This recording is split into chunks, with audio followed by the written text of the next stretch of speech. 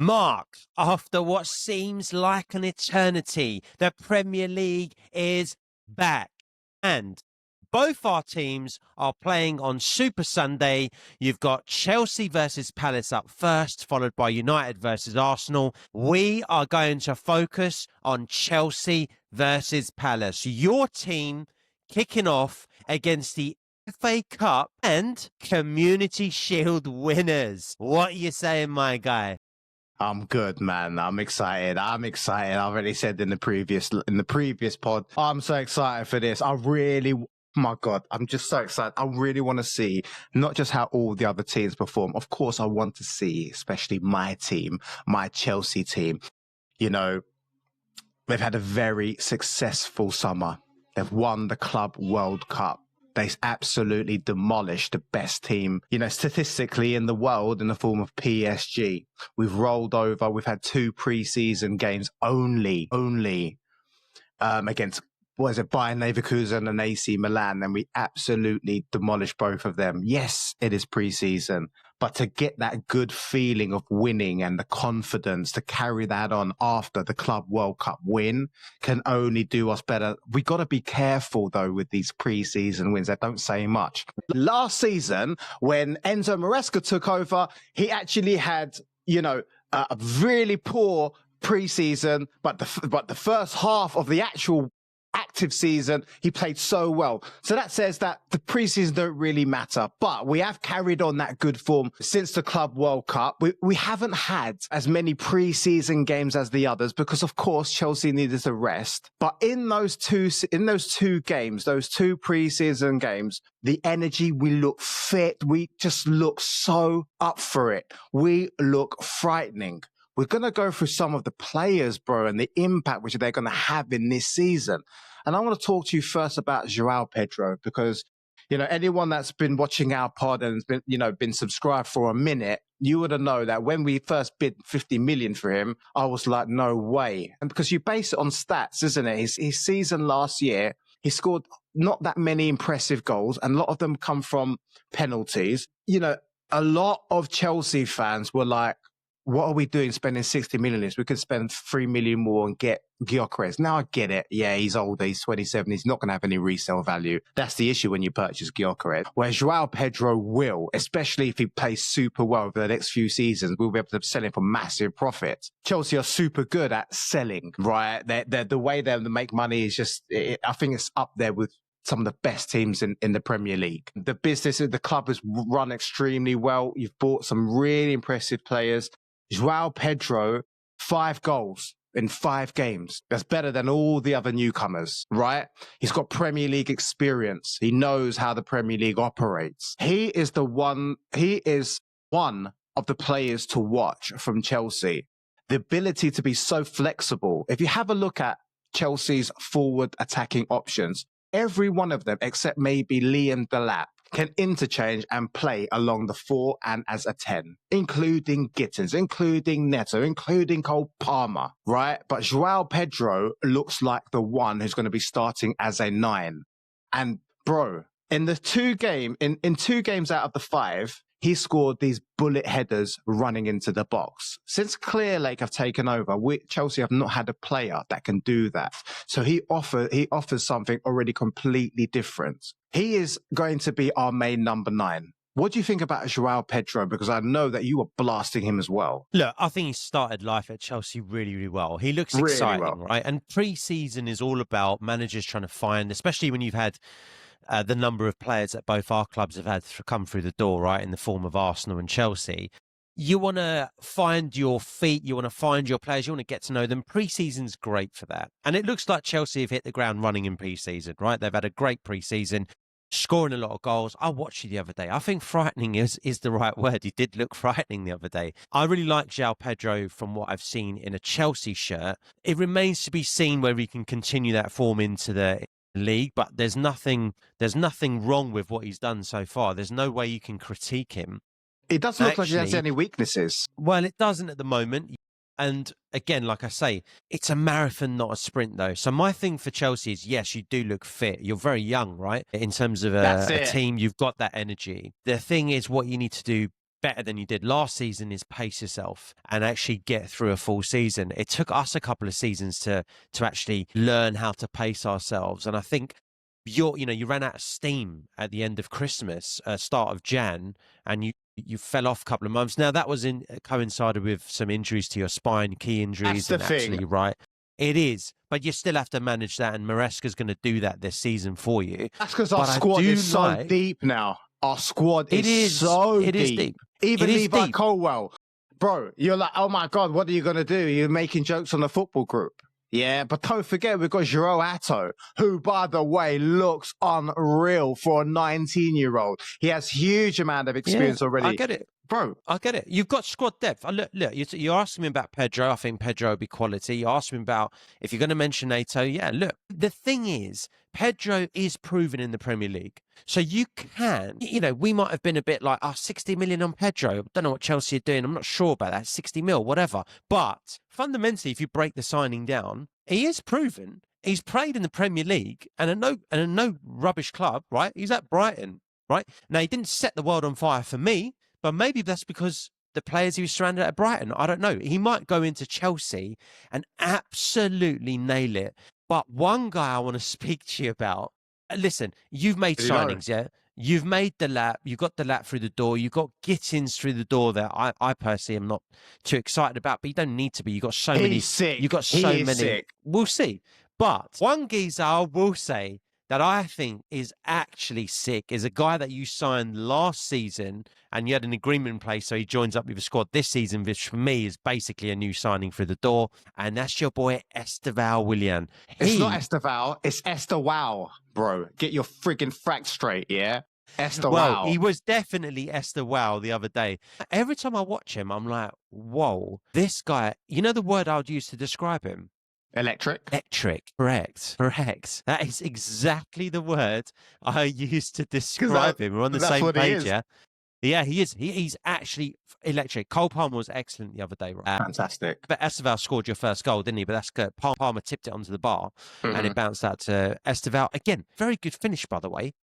Underrated because it's come off the bar. He's got to take it, I think, on the half volley or on the volley and just slot it away, right? There's a defender there in front of him as well. So I think he looks really, really exciting. His link up already with Cole Palmer, unbelievable. They're gonna have fun this season, and I think Chelsea are going to be fun this season to watch. And I don't say that with any enjoyment because obviously I am a gooner, and Arsenal and Chelsea are rivals in every sense, right? So I don't take any pleasure out of it, but I do think, if I'm being objective here, Chelsea could be the most exciting team to watch this season because of João Pedro, because of Esta-Wow.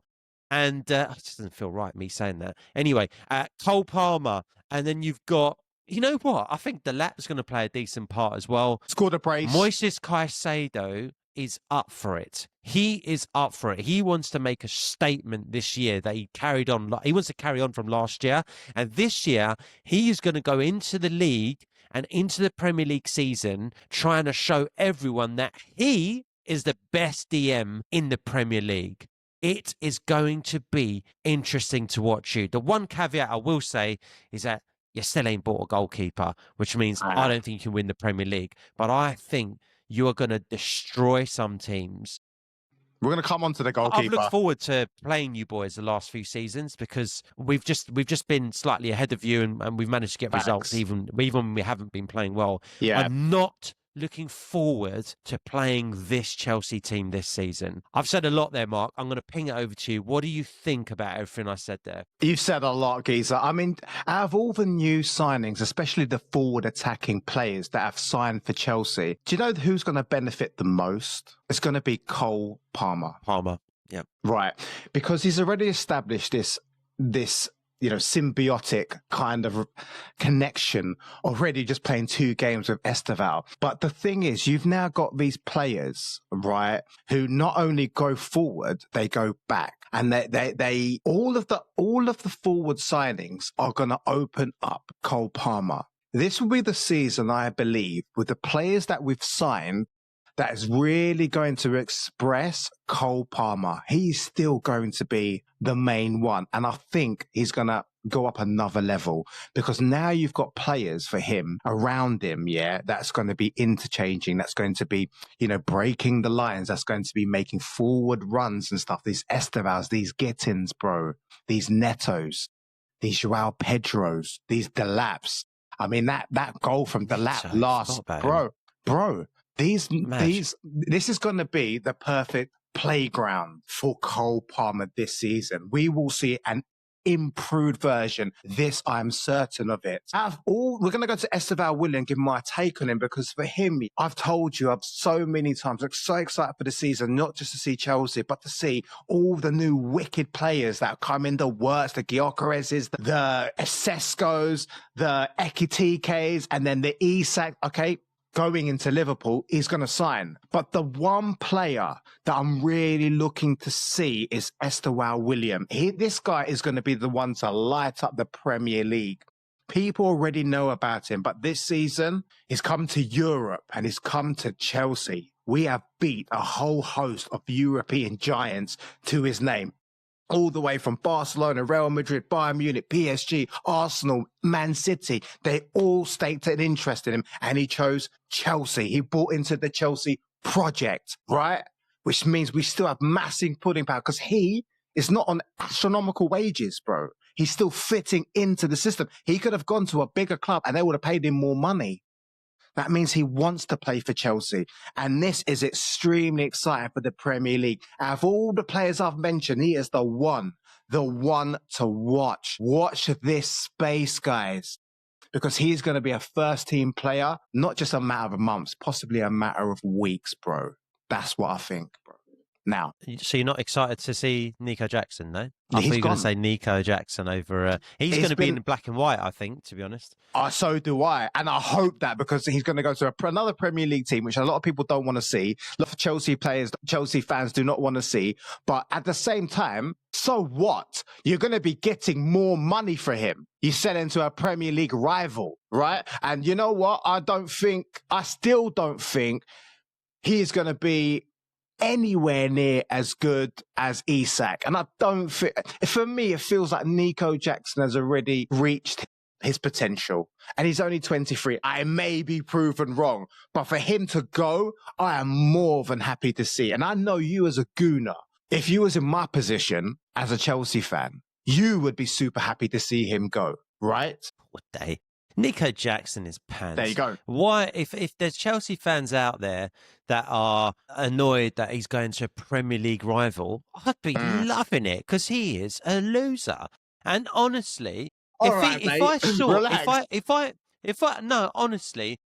so rubbish. No, I'm sure he's a nice guy. Don't get me wrong, but he's rubbish. And dude, he's getting paid wages that are astronomical. He should definitely take the flak. He's not going to be bothered about me calling him a loser, is he? He's making tons of moolah, isn't he? He's loving it. But if I was a Chelsea fan, I saw him go to Newcastle, I'd be like, we've sold you a dud and you've paid us for him. I can't wait to line up against him. He's rubbish. Now watch, I'll say all this and he's going to score against us, no doubt. Yeah. Genuinely, Nico Jackson is absolutely shocking. So Chelsea fans, if you're worried about, losing him to a Premier League rival, you got bigger worries. Don't worry about that. That's a minor. So he's going. Okay, I agree with everything that you've said there so far. Now, we are previewing the opening game, and that means we also have to talk about Palace. Now, Palace, I've only made a couple of signings, actually, and they've brought in some left-back from Ajax, and they've brought in a goalkeeper as well. Basically, they've done very little to nothing to improve their squad. The key thing, though, is this Sunday, will Mark Gahey and Eze be in Palace shirts? Yes or no? Yes. Why do you think yes? I think yes.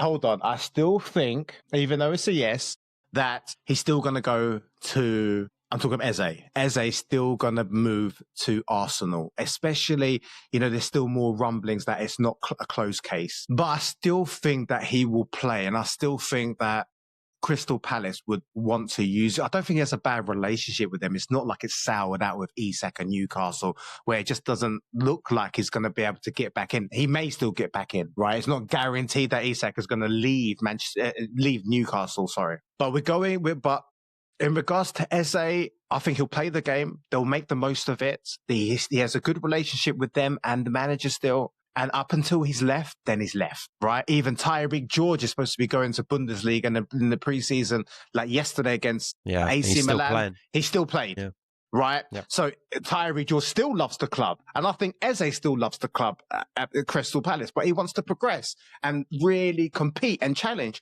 And someone of his quality deserves that, right? I think he's going to go. Gahey, old Marky boy, I think that is a little bit more debatable. There is no guarantee that he will leave. Yes, there is still rumblings about, Chelsea are interested in him. That's because we lost Levi Cole, but as I said before, we still have cover. João Pedro still there. We still have loads of them. Fofana's back in action again. So I'm not guaranteed that he's going to go to Liverpool. He still could. I think he's also going to be playing. Do you think both will be playing? Yes, I think they'll both line up on Sunday. The transfer window is long.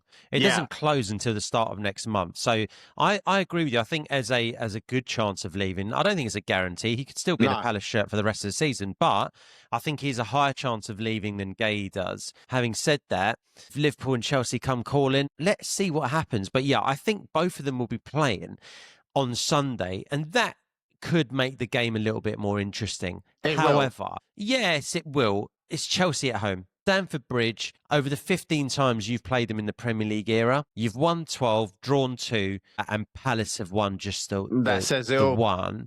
Actually, I think I've got that wrong. They've won twice. So they won back-to-back games in 2016 and 2017 at the Bridge, both by 2-1 scorelines. Since then, they've scored a total of 4 goals in 8 seasons. So they've scored a total of 4 goals at Stamford Bridge.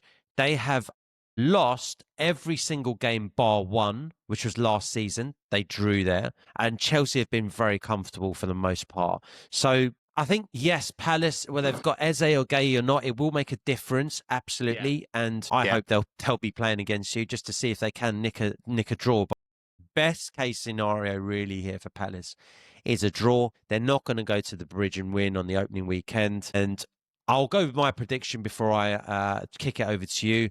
I will go for a comfortable 2-0 Chelsea win.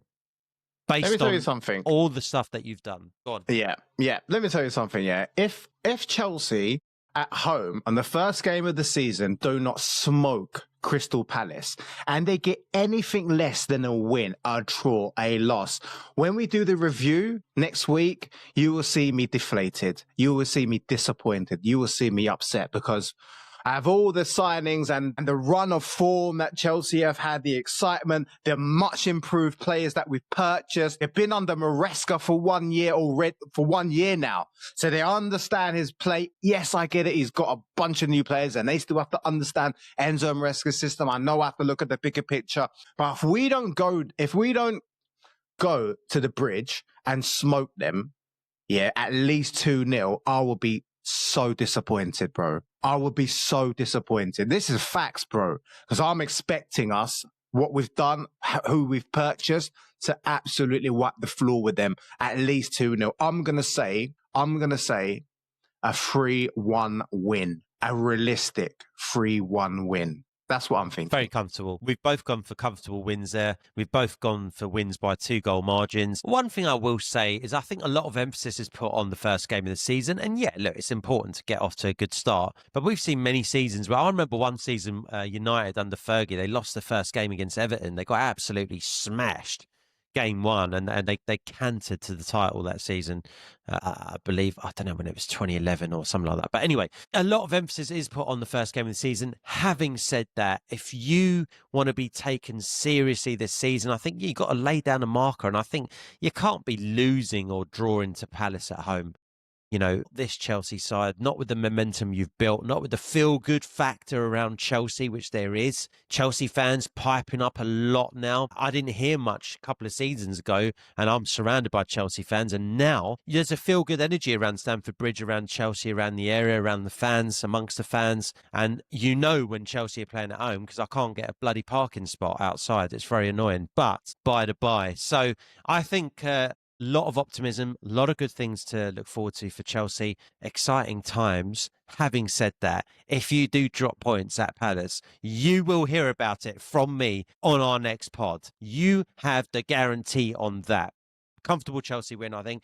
We want to know what you guys think. Let us know in the comments. Mark, over to you to see us home. And you definitely want to make sure you subscribe, right? Because if Chelsea do lose, you do want to see that this guy hammering Chelsea and hammering me. And if you want to see that and see how I respond to that, make sure your fine self subscribes and like the video if you liked it. And if you want to see more of our content, guys, make sure you click this video right here and we see you good guys in the next one. Peace, guys.